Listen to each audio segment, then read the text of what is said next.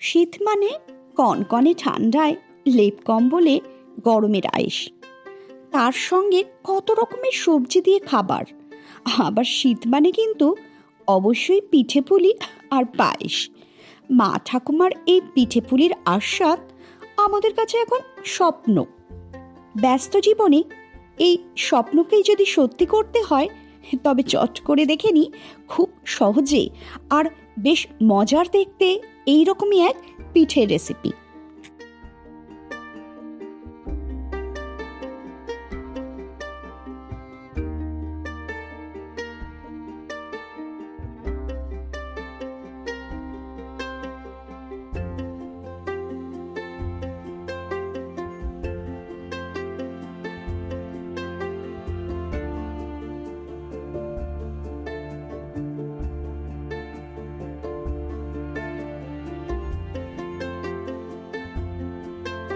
Gas on করে গ্যাসে একটা কড়াই বসিয়ে দিলাম। কড়াইতে দিয়ে দিচ্ছি অল্প একটু জল। এখানে যেহেতু প্রথমে দুধ দিয়ে ফোটাবো, তাই দুধটা যাতে কড়ার ভিতরে আটকে না যায় তাই জন্য জলটা দিয়ে দিয়েছি।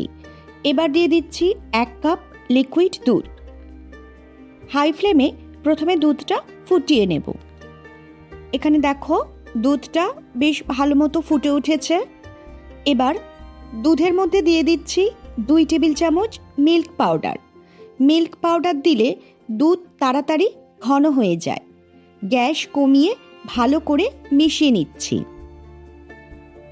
এখন 2 মিনিট মতো দুধটা নাড়তে থাকবো।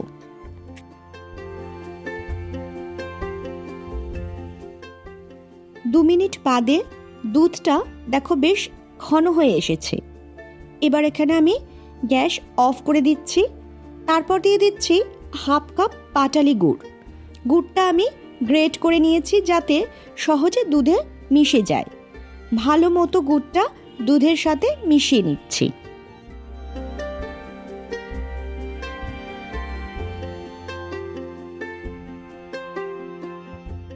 এবার গ্যাস অন করে দিলাম। গুড় শুদ্ধ দুধ ভালো মতো ফুটে উঠেছে। এখন এর মধ্যে দিয়ে দিচ্ছি একটা গোটা নারকেল কোড়া। এখানে আমি ফ্রেশ নারকেল কোড়া ইউজ করেছি, তোমরা চাইলে ডেসিকেটেড নারকেলও ইউজ করতে পারো। ভালো মতো সবটা মিশিয়ে নিচ্ছি।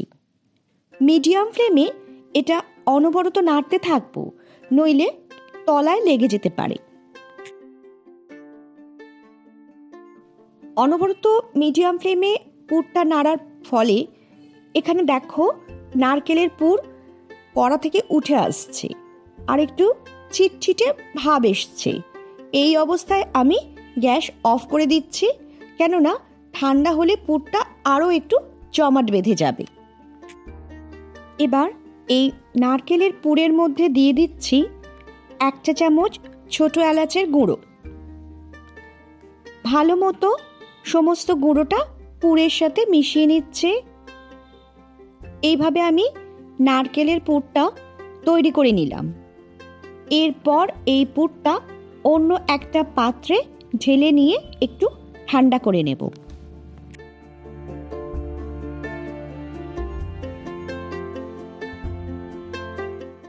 এবার রান্নার নেক্সট স্টেপটায় আমি গ্যাস অন করে গ্যাসে একটা কড়াই বসিয়ে দিলাম। কড়াইতে দিয়ে দিচ্ছি 1.5 কাপ জল আর দিচ্ছি 1/2 চা চামচ মতো লবণ। ভালো করে মিশিয়ে নিচ্ছি।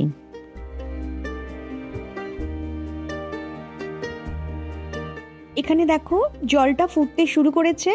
এবার এর মধ্যে দিয়ে দিচ্ছি 1.5 কাপ পরিমাপ চালের গুঁড়ো।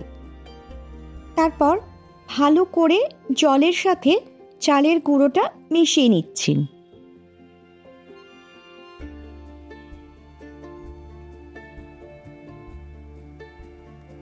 তারপর গ্যাস অফ করে দিলাম।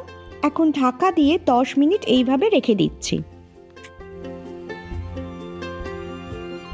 10 মিনিট বাদে কড়ার ঢাকা খুলে ভালো করে নেড়ে নিচ্ছি। চালের গুঁড়ো যদি সঠিকভাবে জলে মাখা না হয়, তবে পিঠে করার পর ঠান্ডা হলে পিঠেটা শক্ত হয়ে যাবার সম্ভাবনা থাকে।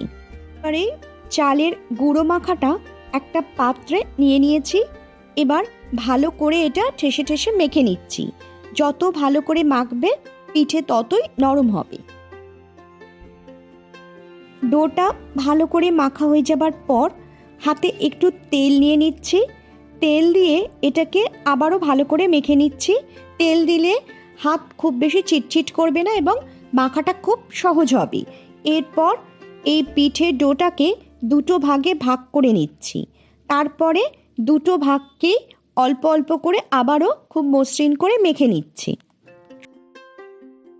এরপর ওই এক ভাগ ডো নিয়ে একটু চালের গুঁড়োর আটা ছড়িয়ে দিয়ে রুটির মতো বড় করে বেলে নিচ্ছি। এখানে কিন্তু খুব হালকা হাতে এটা বেলতে হবে।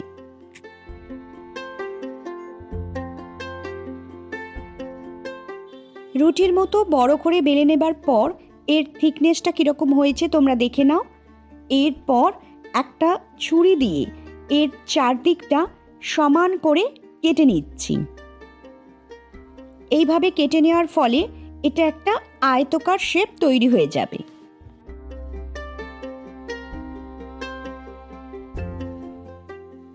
এবার যে নারকেলের পুরটা তৈরি করে রেখেছিলাম সেটা অল্প অল্প করে এর ওপর সমানভাবে ছড়িয়ে দিচ্ছি।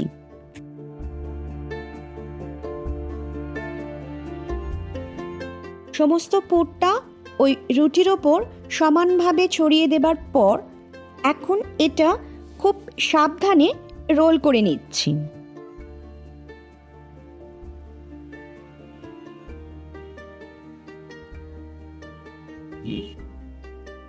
তারপর হাত দিয়ে আস্তে করে চেপে চেপে শেপটা ঠিক করে নিচ্ছি।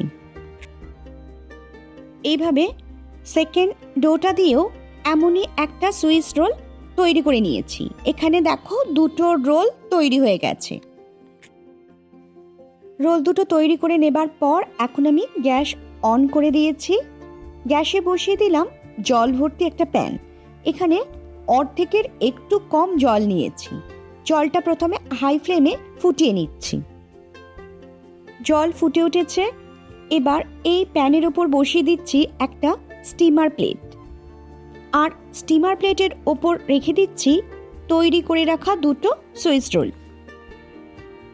এবার ওই প্লেটটার ওপর একটা ঢাকা দিয়ে দিলাম। তারপর গ্যাস হাইতে রেখে 15 মিনিট পিঠের রোলটা ভাপিয়ে নেব।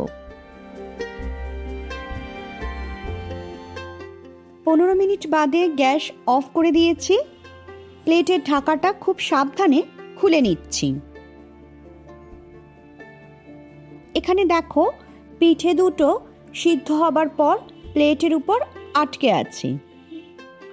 তাই জন্যে আমি এই পিঠে দুটোর ওপর একটু জলের ছিটে দিয়ে দিচ্ছি। এর ফলে পিঠেটা খুব সহজেই উঠে আসবে। এখানে দেখো জল দেবার ফলে পিঠেটা খুব সহজেই উঠে আসছে এবং এই সুইস রোল পিঠে দুটো অন্য একটা পাত্রে তুলে নিচ্ছি। এবার এই সুইস রোল পিঠে দুটো একটু ঠান্ডা হলে একটা ছুরি দিয়ে গোল গোল করে কেটে নিতে হবে। গরম অবস্থায় কিন্তু কখনোই কাটবে না, তাহলে ঠিকভাবে পিঠেটা কাটা যাবে না।